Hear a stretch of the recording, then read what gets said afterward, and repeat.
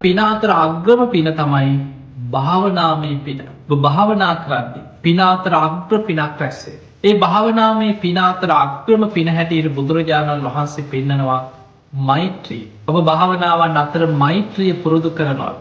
ඔබ මෛත්‍රී භාවනාව වඩනවද ඔබට අග්‍ර පිනක් ජීවිතේ රැස් කරගන්න පුළුවන්. මේ පින කොච්චරද කියලා අපේ බුදුරජාණන් වහන්සේ ලස්සන උපමාවලින් අපිට පෙන්වනවා. සමහර දේවල් අපිට උපමාවලින් ගොඩාක් තේරෙනවා. බුදුරජාණන් වහන්සේ පෙන්වුවා ගංගානම් ගඟේ එහා කෙළවරේ ඉඳන් මෙහා කෙළවර. බුදුරජාණන් වහන්සේ මේ උපමාවෙන් පෙන්වන්නේ මේක ප්‍රායෝගික දෙයක් නොවෙන්න පුළුවන්.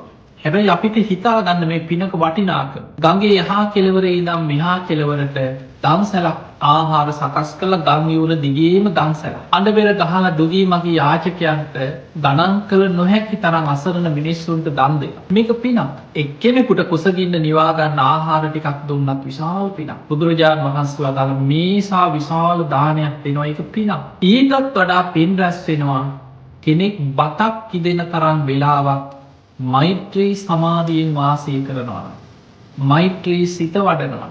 එතන කියන්නේ සූපත් වේවා සූපත් වේවා කියන එකම නෙවෙයි.